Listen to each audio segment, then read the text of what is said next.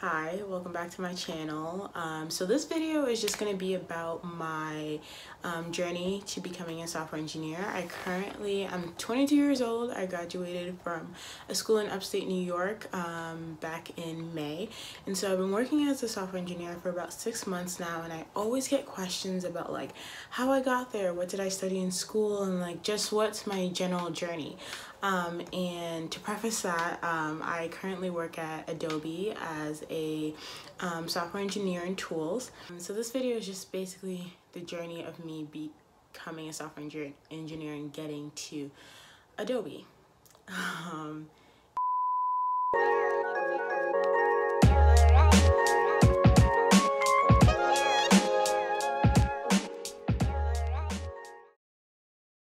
Let's just start from the beginning. So I went to a small liberal arts college in upstate New York. I went into college thinking that I wanted to be a doctor. Like, I really wanted to be a pediatrician, or so I thought I did.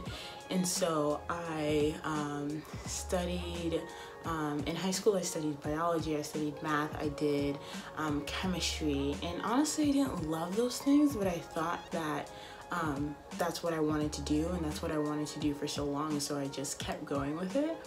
And it wasn't until I got to college and I was still doing the pre-med recommendations and courses that I needed to take in order to get into med school one day. And so my first year at college was really tough because I didn't like any of the classes I was taking, and I knew deep down that I didn't want to be a doctor, but I still kept going with the courses because I really didn't know any better. I didn't know what else there was, or what else I could do, because I felt like I was already in too deep, and I had already been in high school I started a pre-med club at our high school. I did internships at a hospital near me in their OBGYN clinic, and so I had thought I had it made until I got to college and realized that this is not what I loved. This is not what I was passionate about. It was freshman year and it was spring semester. Fall semester had went. I did really poorly. I was really just not mentally just with it. Like I really just didn't like the classes I was taking or what I was doing or any of it. And so a friend of mine, a really good friend of mine, suggested that I try computer science. And I was like, I don't want to do computer science. I don't even know what that is. Like, I'll probably fail it. Like, I don't think that'll be right for me, and I'll probably need so much math. Like, why would I put myself through that? Basically is what I thought. But I challenged myself and I said, okay, well, you want to do something different, right? Like, you want to take classes that you're genuinely interested in, right? So let's try a women's studies course, let's try an English course, and let's just for the heck of it try computer science. And so that's what I did. And the first course was Introduction to Computer Science, and we were learning Python in that course. And I fell in love. I loved everything about it. That was the first time that I'd ever taken a class where I was engrossed in what I was doing and couldn't wait to get to class the next day, and where I was doing the homeworks and doing the projects and like doing a lot of outside learning on my own because I just wanted to like stoke up as much information as I could.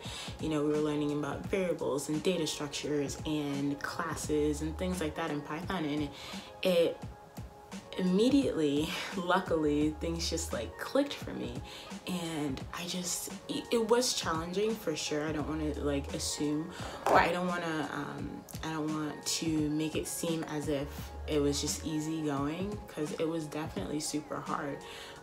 But I loved the challenge. That was the main difference between the classes that I was taking computer science versus the classes I was taking for pre-med. The classes I was taking for pre-med, they were hard and I didn't want to do them. I had no passion for it. I didn't care for the coursework. Whereas with my computer science classes, I was in love, and I loved learning so much about the languages and concepts, and so I put in more effort, and that really translated into me doing really well in the class, and then ending up doing a research position with that same professor this summer, a summer later. So after that intro to Python course, I ended up taking intro to data structures, I think, along with concurrently with discrete math. And so did well in discrete math. Data structures was a little bit harder. I had to work a lot harder, go into study groups, but that's how I made a lot of my friends, is like we were struggling over this, over certain concepts, and then but we started to get into the groove of things, and like really bonded over how hard the coursework was, but like how, you know, how fun it was and how much we were learning, and like it was just great. And so after data structures, I forget the next course that I took. After data structures, I took the more advanced courses, so operating systems, programming languages, and then after data structures, I became a teaching assistant for a semester, and then I ended up doing a machine learning internship with one of my professors, which was amazing, and that kind of solidified my love for computer science. I think it was one of the winter breaks after our winter ended. I decided that I really wanted to learn some other languages on my own that I wasn't being taught in class, and so I decided to learn some front-end things. So I taught myself HTML, CSS, a little bit of JavaScript, some Django, and Python for the back end, and I built myself my own like portfolio website so that I could showcase all the projects that I worked on in class, and just have something that I had built on my own that I could say is mine, and where I could, you know, really showcase all the skills and everything that I'd learned thus far, and have just a place to put everything, you know, and be able to characterize myself and like my style, and you know, when it came to making projects and things like that. I started applying at internships, and I applied all over the place, and I made sure that I had my class projects on my resume. I had my previous experience. I applied to infrastructure roles, I applied to machine learning roles, and I also put my machine learning internship on my resume. And within that internship, I can talk more about it in another video, but within that internship, it was a lot of writing Python and just adding new psychological sensors to this machine learning program that is just being built upon. So we were just kind of adding new features, and it was so much fun. I learned a lot, learned how to work with Python modules, and learned a little bit about stats, and had to really up my math when it came to working with machine learning code. And so I was able to put a lot of what I worked on in there on my resume, and I ended up doing a bunch of interviews with different places. That was like 3 years ago, so it's hard to remember, but I ended up getting a DevOps and release engineering position at Hewlett-Packard, HP. And that internship was interesting. You know, it was cool because it was a completely different field of software engineering that I never knew before and I never knew existed, and they really wanted to take on an intern who could be able to grasp and wanted to like soak up as much knowledge as possible on this team, and they just really wanted to get somebody who was willing to just learn. I learned a little bit about working in cloud computing. So they did a lot of their work in the cloud with Amazon Web Services. They worked a lot with tools called Ansible and Docker and Artifactory and Jira, and just tools I would have never been exposed to while I was in school, which was awesome. But it's not exactly what I wanted to do. Like, I liked it because there were times where I was coding, but I wasn't doing a bunch of coding, not as much as I would have liked to. And so my senior fall, even before I started this semester, I started applying again everywhere, and I was applying to every company you can imagine. I made sure my LinkedIn was popping. I had a GitHub, and if you don't have a GitHub or you don't know what that is, it's just a place where you can store code, projects that you've worked on, and it kind of shows like updates of whenever you work on your projects. And so I had that, had my portfolio, had what I did when I was at HP, and so I applied everywhere: Facebook, Google, Microsoft, even a bunch of little startups. And interviewing, I think, was one of the harder things that I had to do, and getting over imposter syndrome and feeling like I'm not good enough, and feeling like that I don't deserve to be at these companies, which is kind of weird because like I worked so hard to get there, so like why wouldn't I deserve to be there? But it was something I still had to get past. And so my imposter syndrome was so bad at one point that I kind of flaked on my Facebook interviews, flaked on my Google interviews, just because I just didn't feel like I was good enough. And I ended up doing a bunch of other interviews, and then there was one point where I made it to the final round for this company that I really, really loved, and it was a music company, not Spotify, that I really loved and really wanted to work for, because I'm really obsessed with music, and it was in my hometown, and it was just perfect. And I made it to the final round. I got to meet a bunch of my potential co-workers and got to see the office, and they gave us free food. It was great. And it was the couple days before Thanksgiving or something. And then did the interview, thought it went great. Got home, had a call the next day that I didn't get it, and that was the day before Thanksgiving. And so it didn't really start my holiday off on a great foot. But then I got an email a couple days later from an Adobe recruiter saying, hey, we got your resume and we would love to interview you. I was kind of scared because like I had already kind of didn't get the internship that I wanted, or the full-time position that I wanted, so I didn't know if this was going to work out. But I had faith in myself, and I studied my butt off.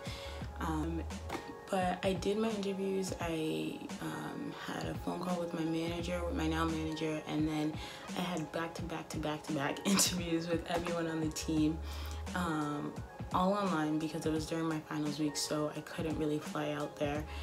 And like the last day of finals week is when I found out I got the job. And I was so excited and I was so happy. And after that was the fall of my senior year. So, and it was the last day of the fall semester. So I got a job and I was done. I was like, I'm not applying to any other place. I was like, I'm good. Don't call me. I was just so happy with Adobe. Like, Adobe's an amazing place to work, and they're working on some really cool products. I get to help work on Photoshop and Dimensions and some of our other digital imaging tools, and these are products that I use on a regular basis, so why wouldn't I be like super happy to work for them? So and their office is really dope. So yeah, so that's kind of was my rickety journey to Adobe. Well, I think some of the major takeaways now that I look back are that you have to have faith in yourself and like know that you are worthy, know that you can do it, know that there's nothing stopping you from doing it, and the only person holding you back is you. As cliche as that sounds, I know it sounds cliche, but it's the truth. Like if you would have told me my freshman year that I was going to be a software engineer, I would have laughed in your face and told you to leave me alone so I could finish failing my chemistry exam. Like, I just didn't know. I just felt defeated all the time, and like I would never actually grow to love any of my classes. And you know, that just wasn't true. I just had to figure out what would work for me and what I was actually interested in, and just like take the time to figure that out, because you don't have to know what you want to do for the rest of your life when you're 17, 18. You know, you just have to want to try to figure that all out. And I, you know, went in with the mindset that I had to know what I had to do as soon as I got into school. And I think that was a huge setback for me, and it really kind of kept me from expanding and figuring out what I truly loved early on. But I'm glad to be where I am now and to have figured it all out, or not figured it all out, but like to at least be on the journey to figuring things out, because I'm still, you know, I'm still going day by day, you know, learning things day by day. But yeah, so that's my journey. That was my journey to becoming a software engineer. Let me know if you have any questions, or if you have, you know, or if there are any details that you want expanded. I know that some of that kind of probably sounded really vague.